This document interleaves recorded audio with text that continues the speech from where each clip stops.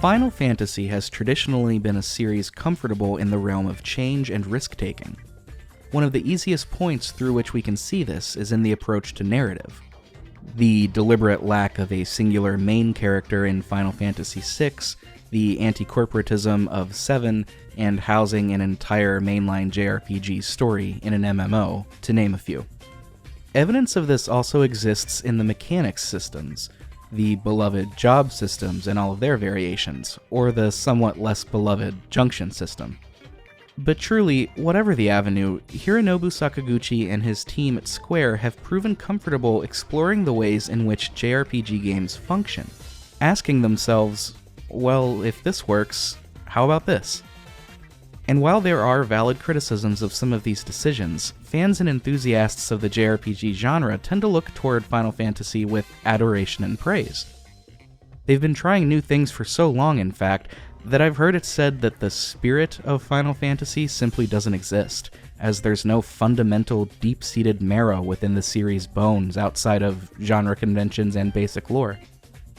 I can't say I necessarily agree with that sentiment, but it is plain to see that it's born from truth. If Dragon Quest is a series that is comfortable in a formula, Final Fantasy is its inverse within the genre. Particularly after 9 with the jump to the 6th generation of consoles, the series had made several statements in the form of their design choices. We aren't going back to how things were. Some gamers really love the direction that Final Fantasy took after this point, but many still yearn for the Dragon Quest levels of formula. If it works, and works well it does, then why fix it? Indeed, there is a vocal subset of the fanbase who believes that Final Fantasy jumped the shark somewhere around the 6th or 7th generation of consoles. One game in particular is frequently heralded as a point of decline, a deleterious entry that departed too far from the established norms of past installments in an attempt of forging a new identity. That game is Final Fantasy X-2.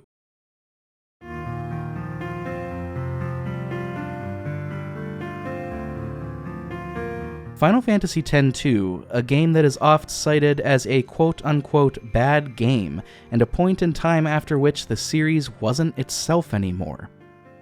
How often we've heard the refrain, "There are no good Final Fantasies after 10," or "X-2 was the first sequel and it ruined 10." There are layers of criticisms with varying degrees of integrity and verisimilitude to them, but something about this sentiment never sat well with me.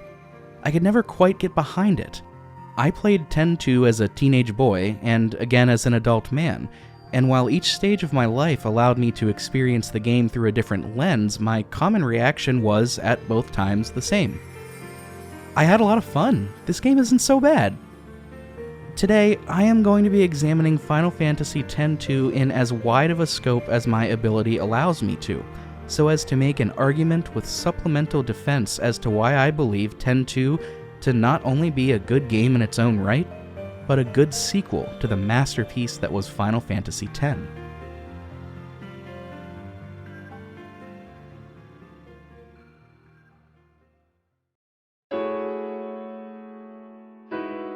As a quick disclaimer, this episode will only be focusing on the duology of 10 and X-2.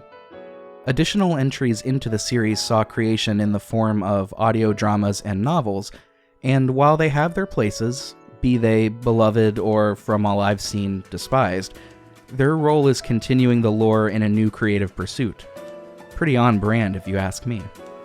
The focus of this essay is solely on X-2 and its relation to 10 and to Final Fantasy as a whole.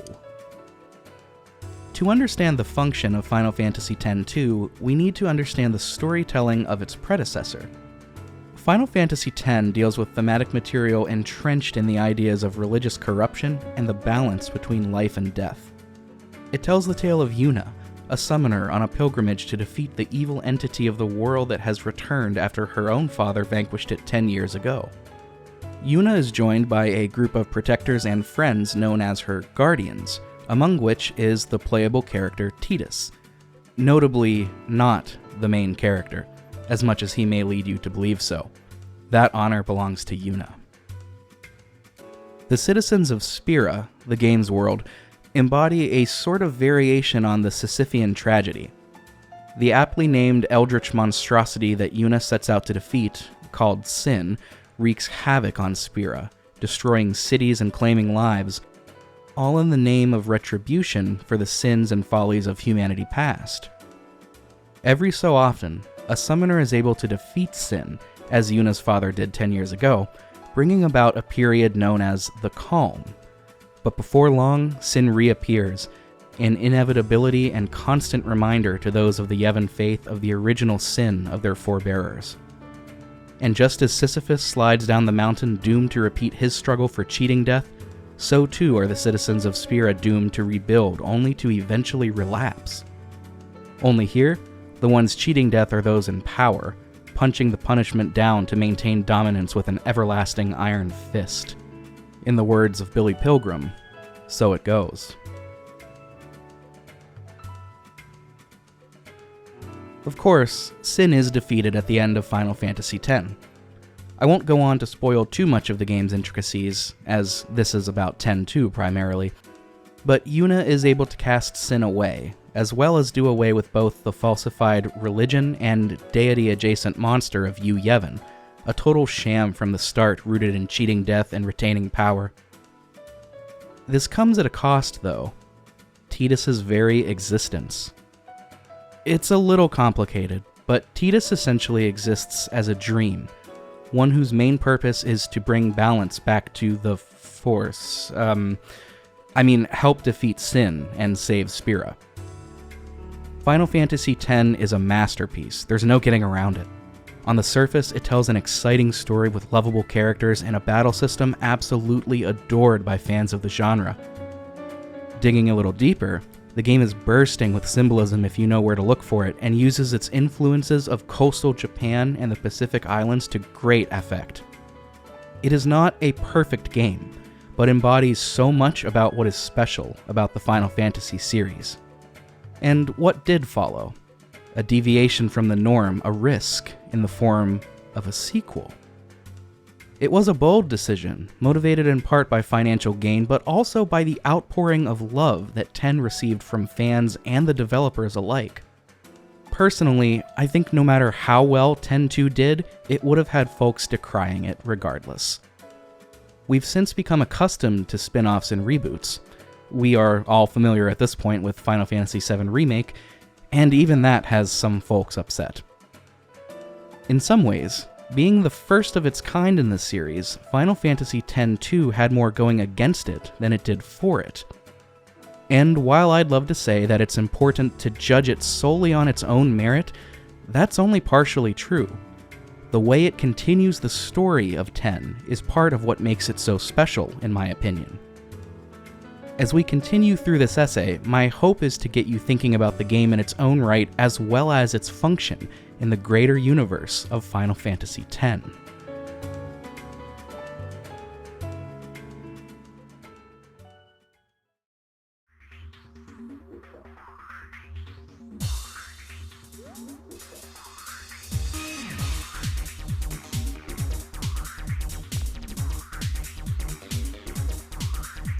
If the biggest complaint levied against 10-2 is its relationship to 10, then on the heels of that comes the second biggest complaint, and it actually ties directly into the first, that of the game's tone. There's no way around this. Final Fantasy X-2 is a goofy game. It's filled with camp and unbridled optimism, littered with enough pep to make even the most curmudgeonly smile, or maybe more appropriately, roll their eyes. It was a somewhat rare, insouciant approach to a classically serious genre, and these feelings were seemingly present at the source as well.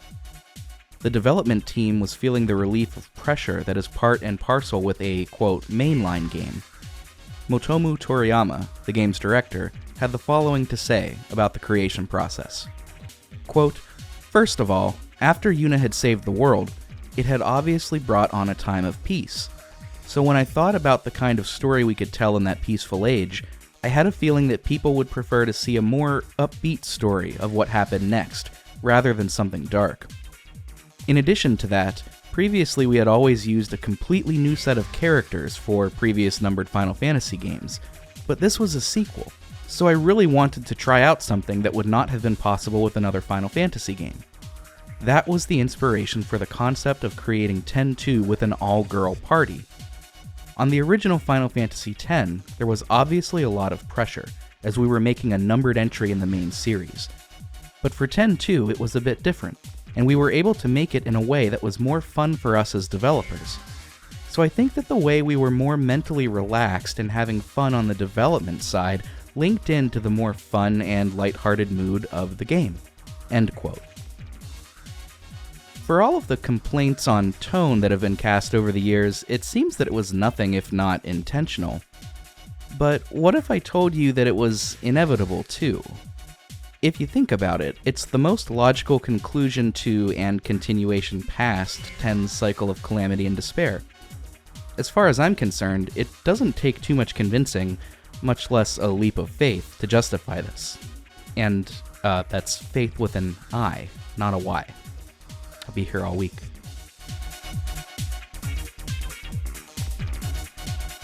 Imagine that you're a resident of one of Spira's many towns or cities. Perhaps the Isle of Besaid, or Kilika Port, or any number of the aquatic landscapes inspired by the Pacific Islands and cultures of Japan. As far back as you can remember, your family has been devoutly religious.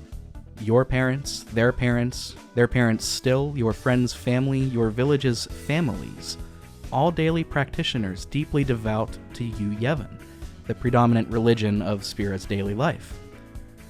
You're taught at a young age that you must feel contrition over and atone for the sins of the past, as we all must as a species.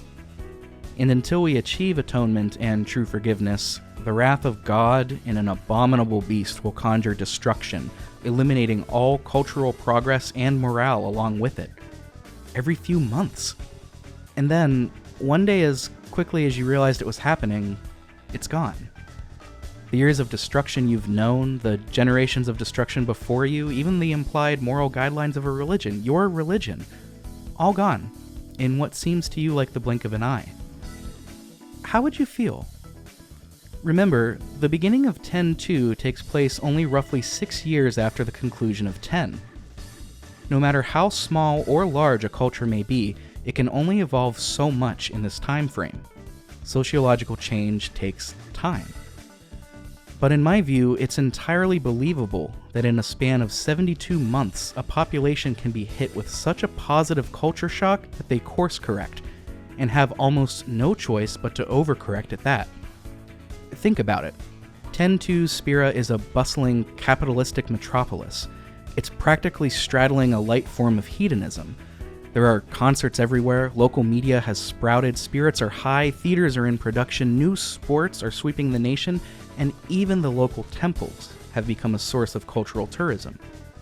This is a society that isn't just living in the moment. They're seizing all the moments that have been forcibly taken from them, all of the youth they never got to live, all of the fun they never got to have.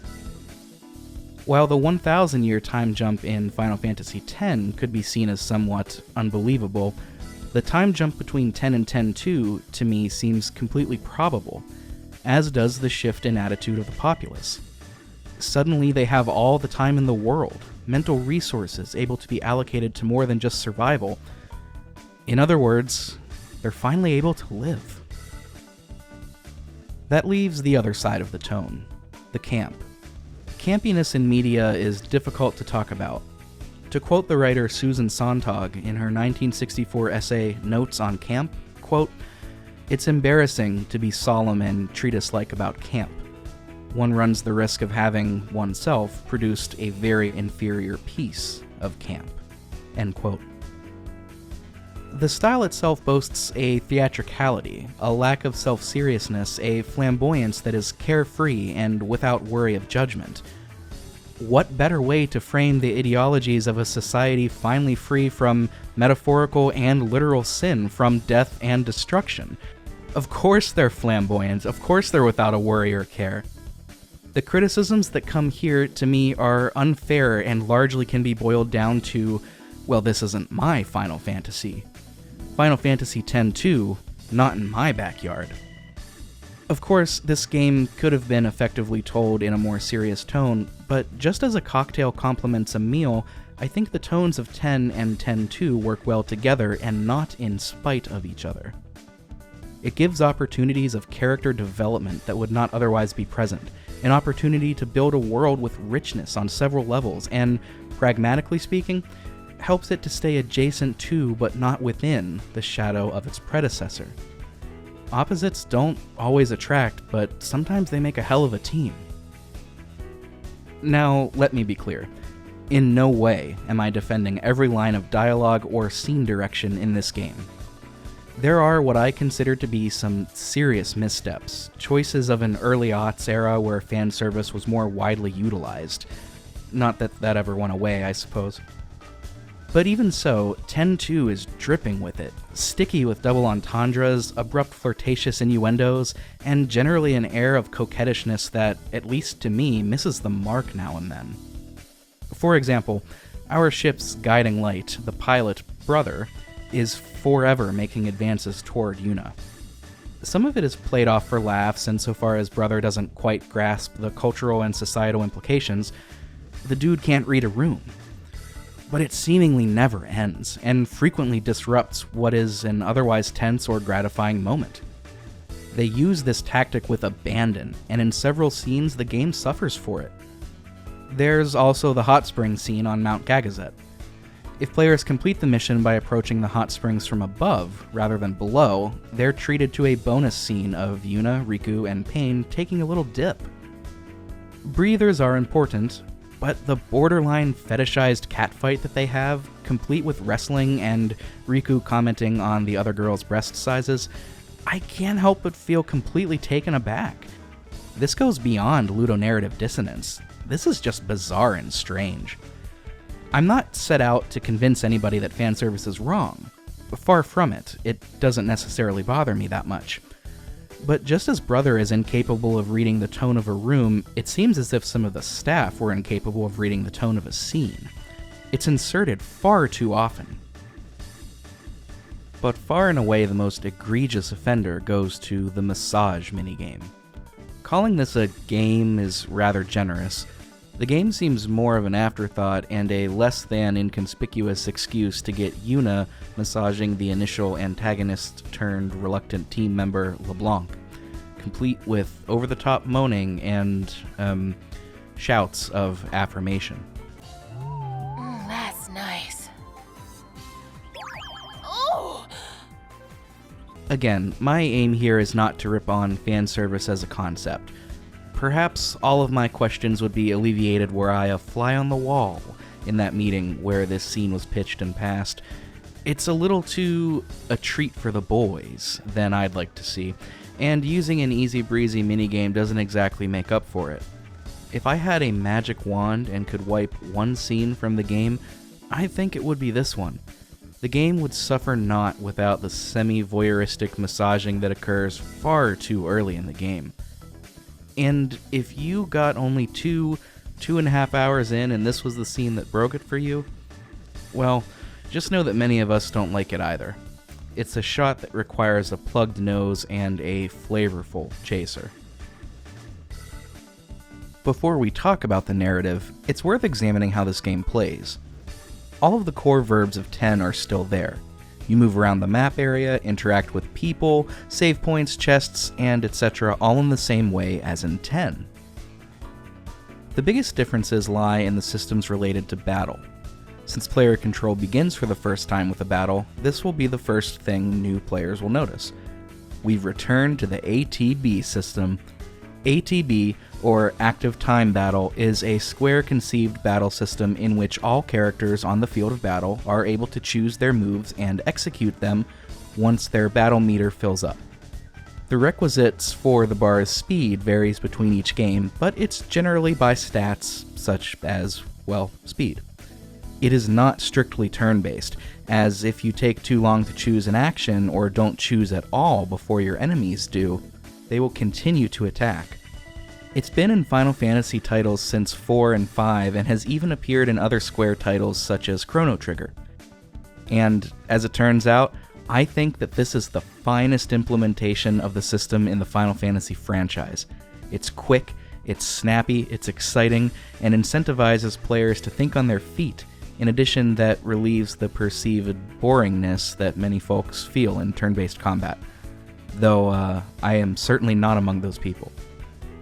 I personally never understood the criticism of turn-based combat being boring. I mean, sure, the concept makes sense to me.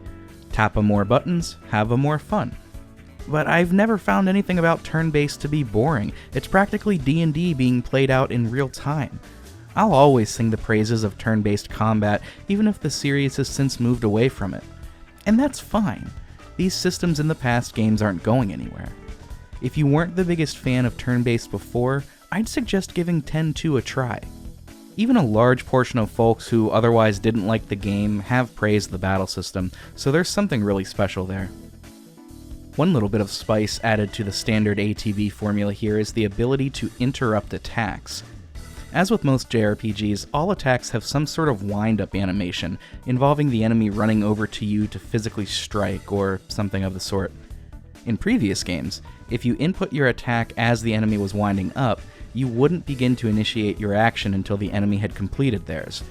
Everybody goes one at a time and takes their turn. It's basically everything we were taught in elementary school. In 10-2, all rules are off, it's playground chaos. Here, it's possible to hit an enemy before or even as they're doing their wind-up. In some cases, this can KO them right away, or it could even put them in a hit animation, quickly followed by your two other party members' attacks, causing a KO. It's a really neat addition that adds the element of waiting to attack rather than mashing. Sometimes it's beneficial to have all of your party members attack in a row rather than going as soon as their bars fill up. In addition to chain damage multipliers, you might get a stagger and a KO before the enemy can take their turn. I like this mechanic, mostly. Where it became immensely irritating to me was when it was combined with magic users. In this game, magic, and skills in general, work on what is essentially two ATB bars.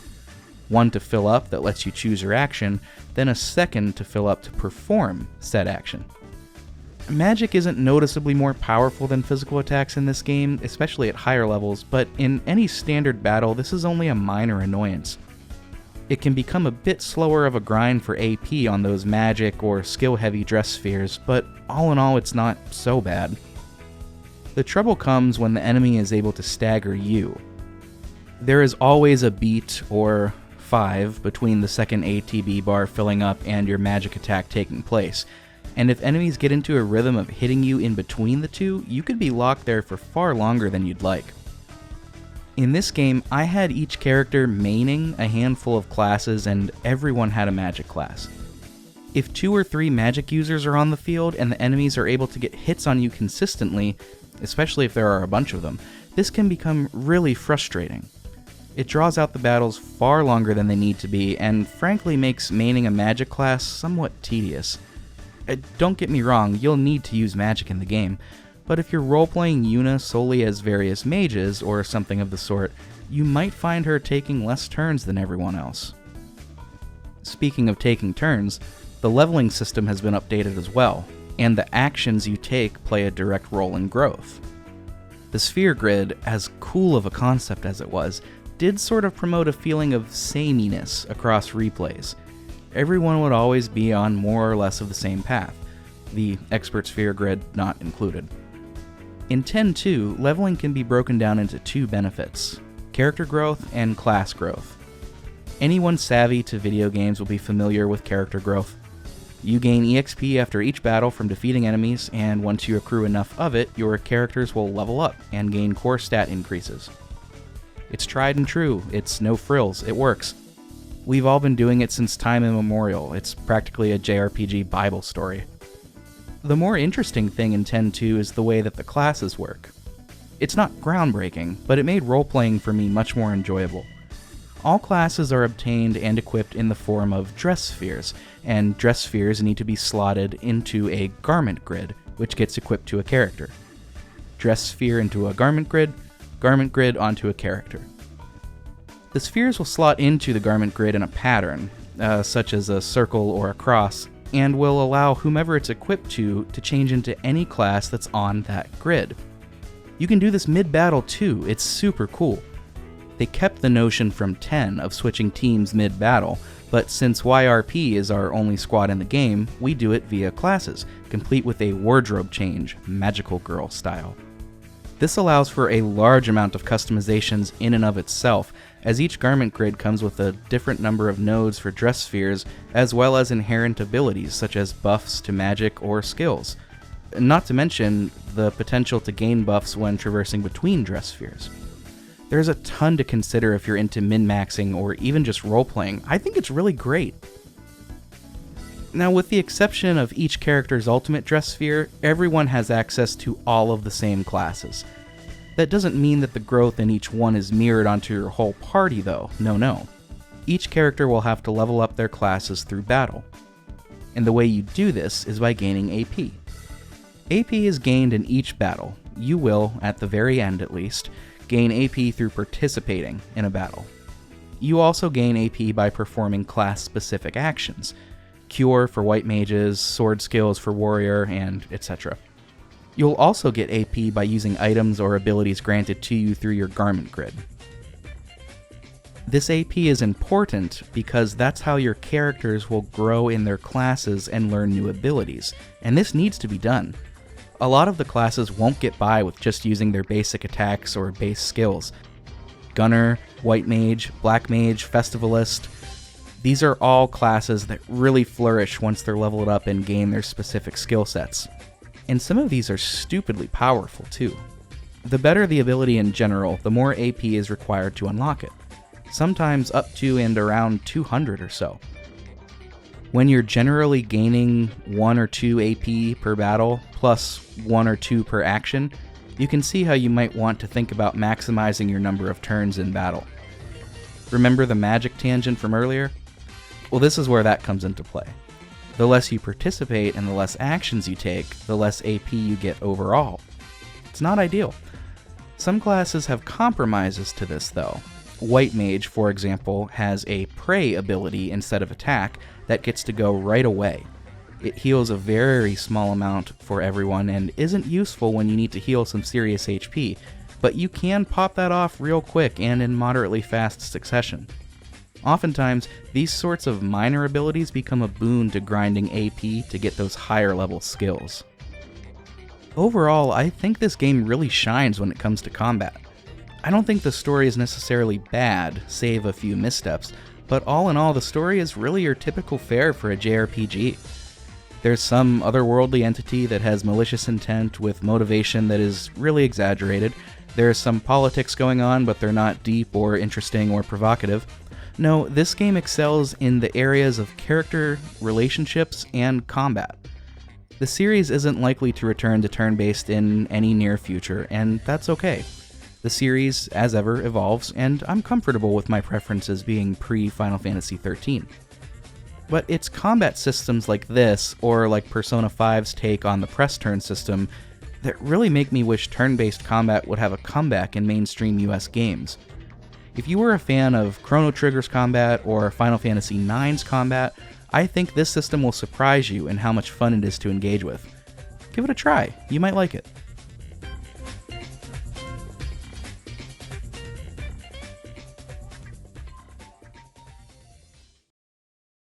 What can I do for you?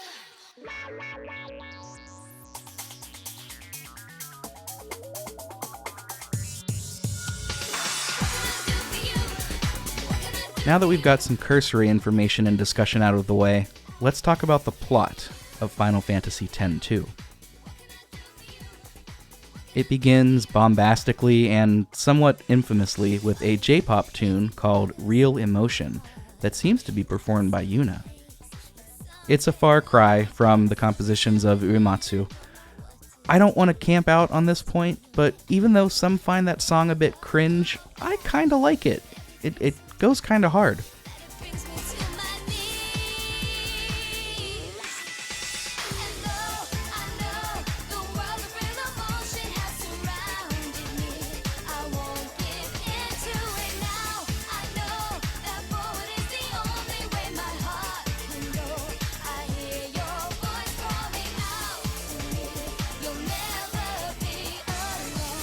It's a bold opening, having the High Summoner, the savior of worlds and vanquisher of evil, putting on what is essentially a Japanese idol concert. Again, Toriyama began in this way intentionally, to signify Yuna's growth from a shy rule follower into someone truly comfortable and confident with herself, and to give an explicit message to the players. This is going to be a fun ride. Different, yes, but fun. The scene continues to show Rikku and newcomer Paine, after their title card introductions, planning some sort of spec op. They're sneaking around the venue, taking down security guards, immediately giving the game an air of intrigue. We find out why soon, too. The Yuna we see is not actually Yuna.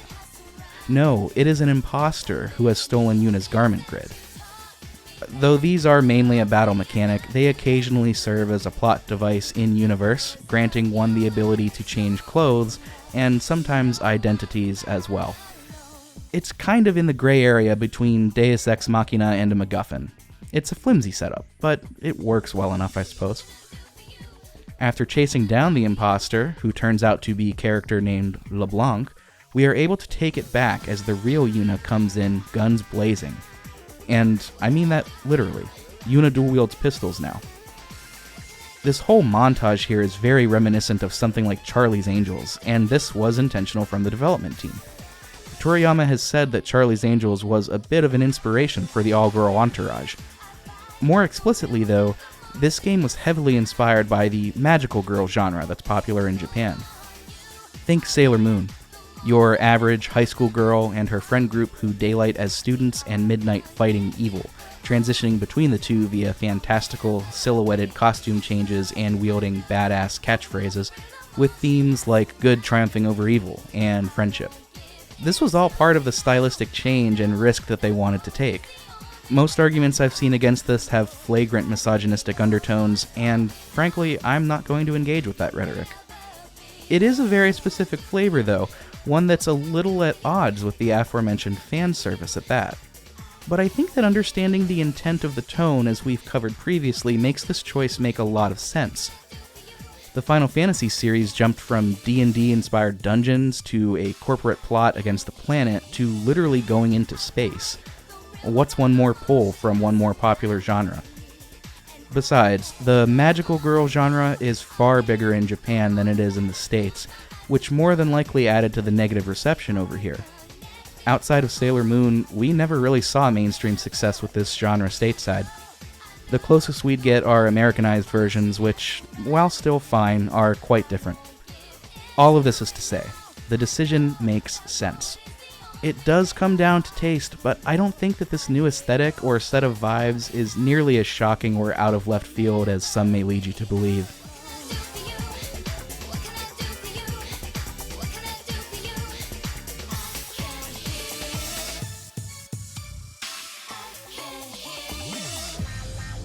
The crux of Final Fantasy X-2's story lies in a sphere that Yuna found. These days, Yuna is what's known as a sphere hunter. They're kind of like pirates, only less malicious. They go out looking for devices known as spheres, which store data within themselves, usually in the form of video and audio.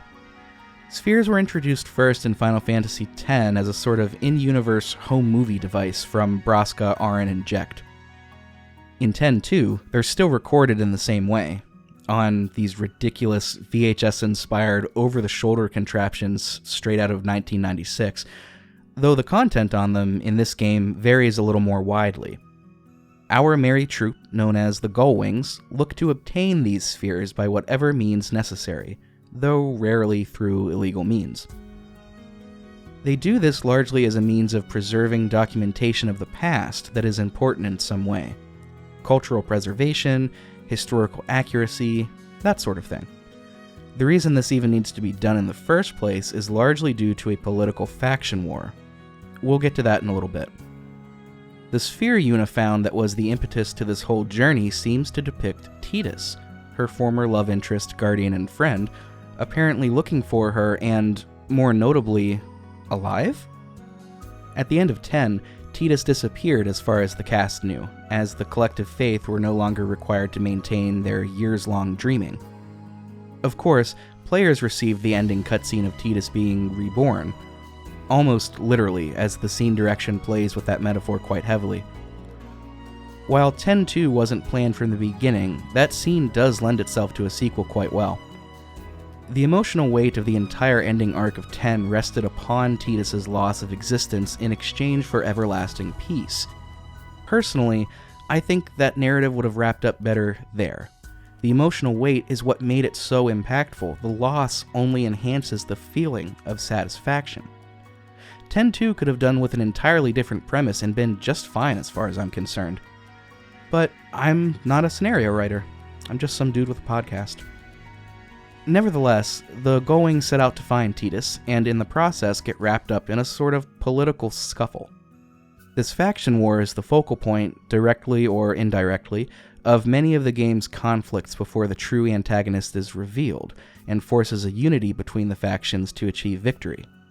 The enemy of one's enemy here is also the enemy, it turns out.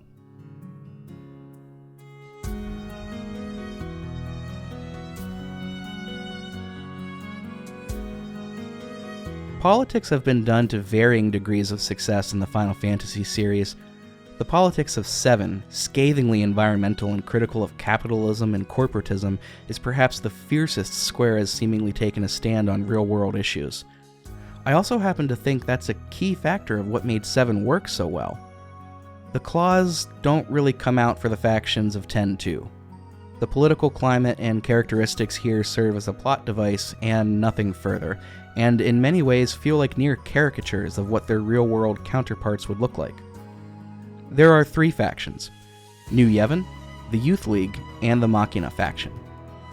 The latter is an Albed group that I wouldn't call ancillary to the plot or Spira as a whole outside of their leader Gippel and his relationship to the other big two. The Albed in this universe just can't catch a break, it seems. And speaking of that oppressed group of people, let's look at their oppressors, New Yevon. New Yevon is a reformation of the Yevonites from 10, this time led by a younger crowd with the anticipation of showing the greater public that, quote, Yevon isn't all bad, and that faith can be maintained without repeating the sins of the past. Given that the entire faith in 10 was predicated on a lie and used only to keep the powerful in power and the populace in obedience, this feels like an immense stretch to me.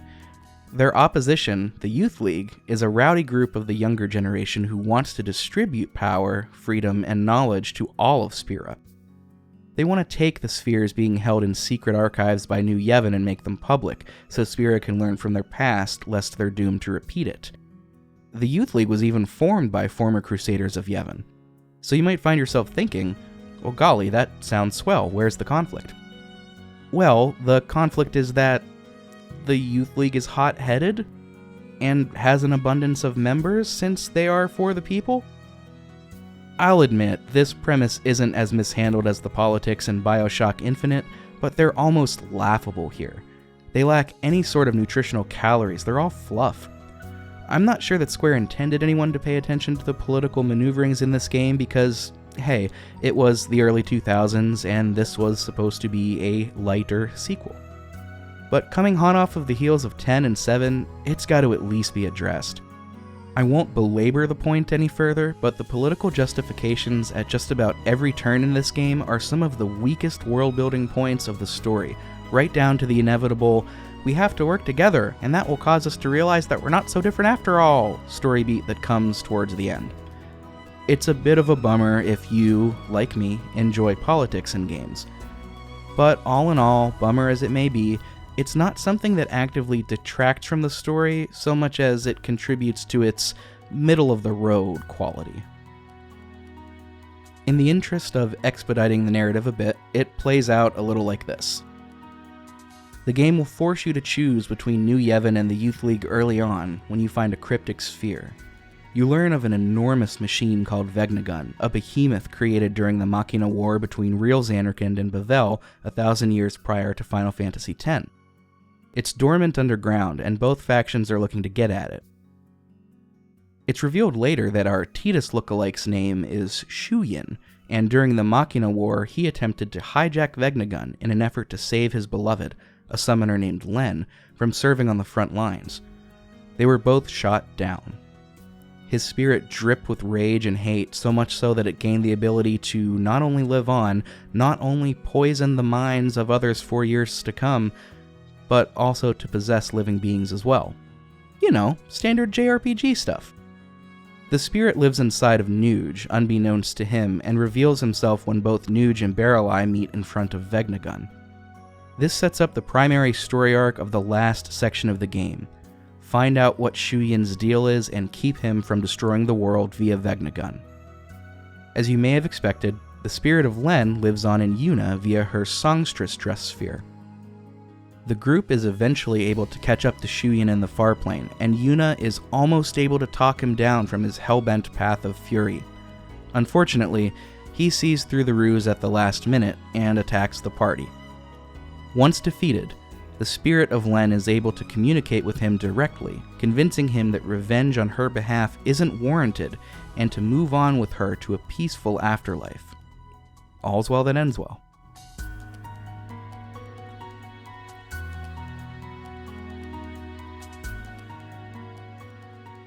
To its credit, I'm being a little tough on 10-2, given that my premise of this essay is to convince the audience of its worth. These story beats are par for the course when it comes to JRPGs, and particularly when it comes to Final Fantasy, and they're no more or less egregious than previous entries we've seen. We could talk plenty about the bizarre story beats in Final Fantasy VIII, for example. There's plenty to talk positively about when it comes to the story. A driving factor of what makes this game so good is the relationship between characters, and our YRP troupe leads the charge in that respect. They don't just feel like stock characters throughout, you can really get a sense of their growing friendship and bonds by watching all of their interactions. It's a very realized relationship, and it's a boon to the game's dynamic. It's a great example of having characters that aren't immensely dynamic or round still be interesting. Yuna, Rikku, and Paine as individuals don't change very much from the start of the game to the end. There's no great climax that pushes their character development. And despite this, they're all very likable. It's a common misconception that interesting characters and dynamic characters are synonymous, and this simply isn't always true. Katniss Everdeen, Chrono, Obi-Wan Kenobi, Crush from Finding Nemo, these are all characters that are immensely likable and good, but aren't very round or dynamic in their development. Moreover, their role is to change those around them rather than change themselves, much like our troupe of YRP. The characters with the most development are Nuge, Barreleye, and Gipple, though I might argue that the characters with the most development are the Youth League, New Yevon, and Spira. Whichever angle you decide to take, this development wouldn't have been possible without Yuna, Rikku, and Paine. They are mostly flat characters, yes, but between their chemistry together and how they shape those around them, their role as characters, in my view, is successful. It's just a shame that some of the development of other characters is hidden behind missable side quests.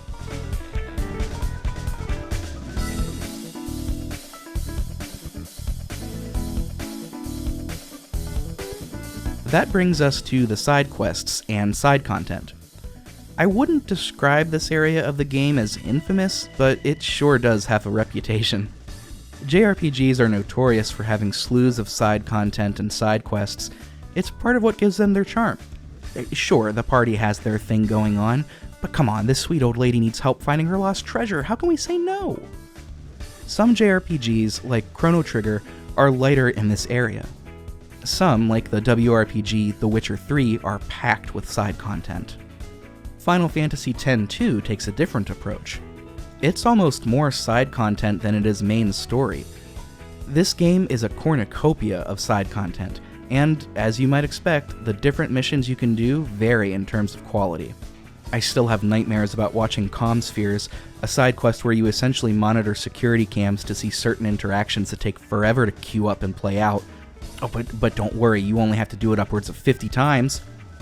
There will be some missions where you explore an area, fight battles, and gain genuinely meaningful insight, backstory, and lore on the characters and the world. The trouble is, a lot of this lore is paramount to understanding and appreciating the narrative, and it's often 100% missable. Don't get me wrong, I grew up cutting my teeth on JRPGs, and am no stranger to missable content. But there's just so much here. One could go through the entire game without ever really engaging with the Den of Woe, and learning about the history of Paine, Nuge, Verlai, and Gipple. Not to mention their relationships with the former maesters of Yevon. A pretty big plot point if you ask me. Hell, a significant portion of Shu Yin's motivation as a villain is garnered and developed upon through additional content. I don't think that the game outright suffers by ignoring these quests. The main story fills you in more or less okay. It just becomes so much richer with these insights and quote-unquote bonus scenes. The story is far more enjoyable when you engage with them. And you better be ready to, because there are tons of them, and almost all of them are missable. An aspect of this game that feels extraordinarily arduous to me is the notion of completion. This game is not able to be completed to 100% without a guide. Full stop, it is actually impossible. This is because, in part, of how the game is laid out. You are, from the beginning, able to go to essentially every location in the game via a location select screen on your ship. Locations that advance the story will always be marked as a hotspot, keeping you from feeling completely confused and turned around. However, since every other location is immediately available, the notion of hunting for side quests immediately looms large. And to add an extra layer of unnecessary precision, certain side quests are missable by very tight margins. For example, not talking to someone in Chapter 1 and waiting to do so until Chapter 2 may lock you out of an entire quest. The margins for error are razor thin, and this has led to immense frustration among many players. And it isn't just side quests either. Your completion meter won't fill up if you miss talking to certain individuals, miss certain cutscenes, skip cutscenes, and even if you forget to rest in the cabin at the start of every chapter.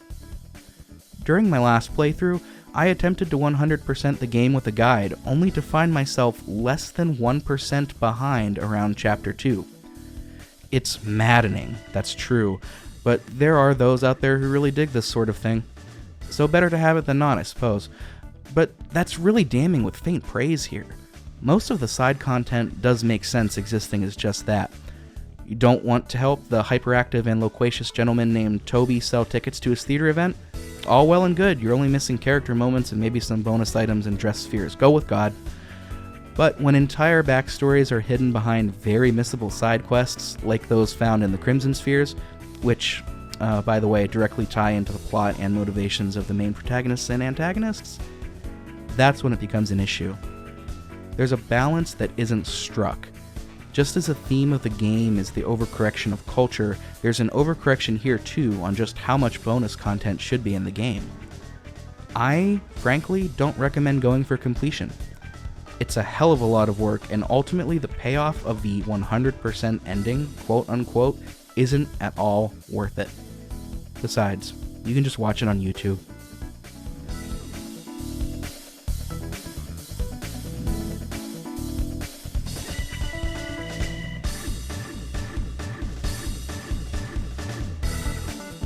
Interestingly enough, the completion percent of your run will not impact which ending of the game you receive, outside of the perfect ending, which is really only one additional scene. This is a good thing, though backwards from what you might expect.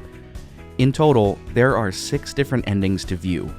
1 bad, 1 perfect, and 4 that are different flavors of more or less the same thing. The bad ending is really just an extended game over in the final battle. Get defeated by Vegnagun and he fires his cannons, decimating Spira. Or you could take more than 80 turns to beat him, at which point he fires his cannons anyway. And I mean, can you blame him? Who has the time?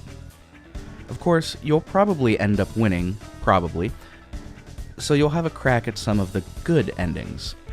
If you met certain requirements throughout the game that included talking to certain people and whistling in the Farplane, Bahamut's Faith from Final Fantasy X will greet you and ask if you want to see, quote, him. Of course, you can say no and get a bit of a bittersweet ending, but most won't unless they're scratching the completionist itch. The Faith says he'll see what he can do, and in no time at all we see the rebirth scene with Tidus in the water. When he surfaces, the Celsius flies high above, letting Yuna jump off and reunite with him. I stand by what I said before, that Ten's emotional impact is undone a little by this. Still, it's a touching moment. "It all began when I saw this sphere of you," she says. We come full circle to one of her first lines of dialogue in the game. Yuna and Tidus are reunited, running into the crowd to celebrate with Wakka, Lulu, Rikku, Paine, and the entirety of Besaid to live out the remaining days in what they hope to be peace and comfort. This is the good ending and does not require the 100% completion grind, just those aforementioned certain requirements.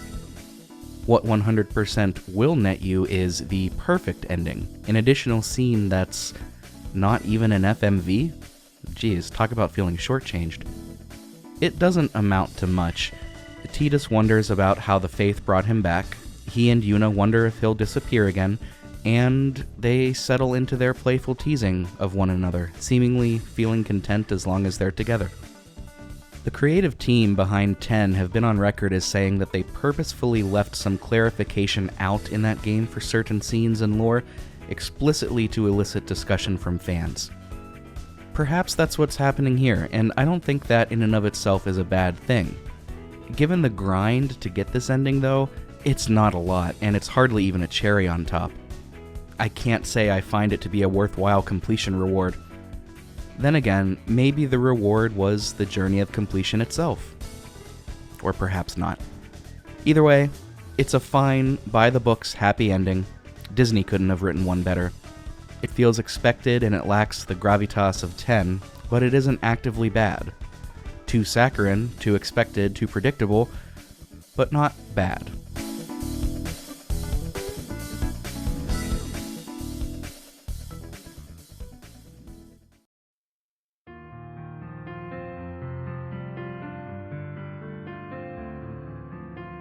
As I took my time writing this essay, I found myself thinking more and more about a notion I put forth at the beginning roughly an hour ago.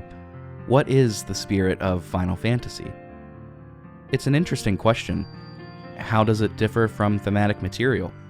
Who gets to decide what the spirit is, and does there even have to be one?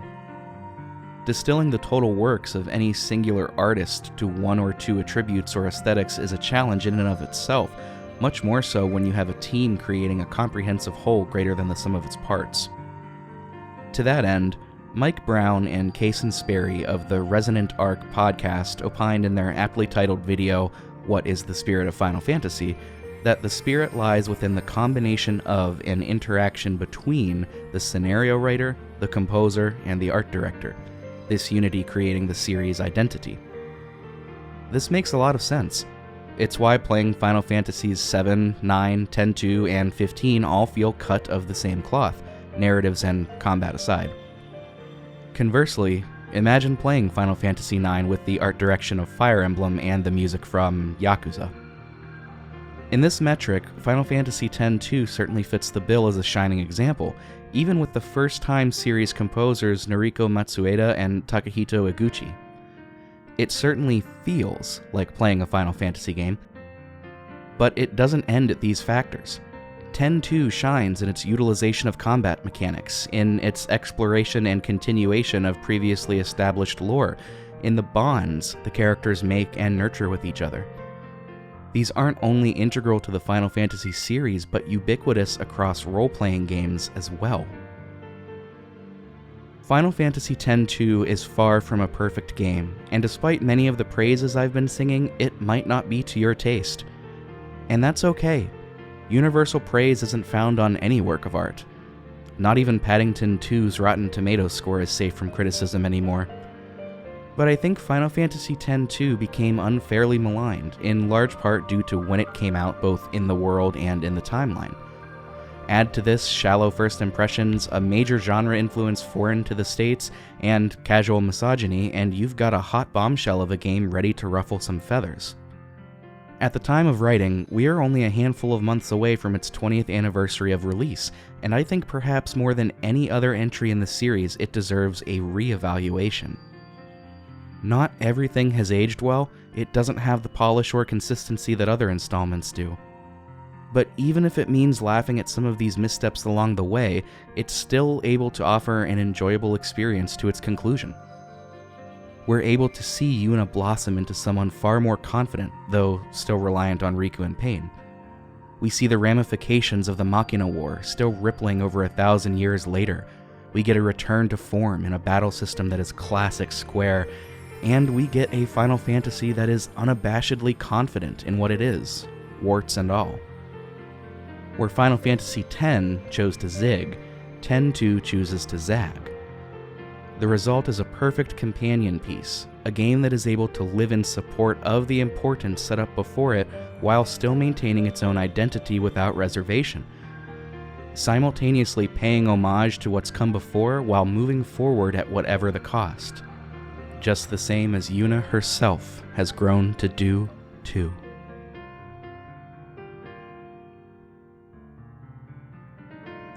You've been listening to pixelprojectradio. I'm Rick Firestone. If you liked what you heard and want to show us some love, you can do so in a few ways.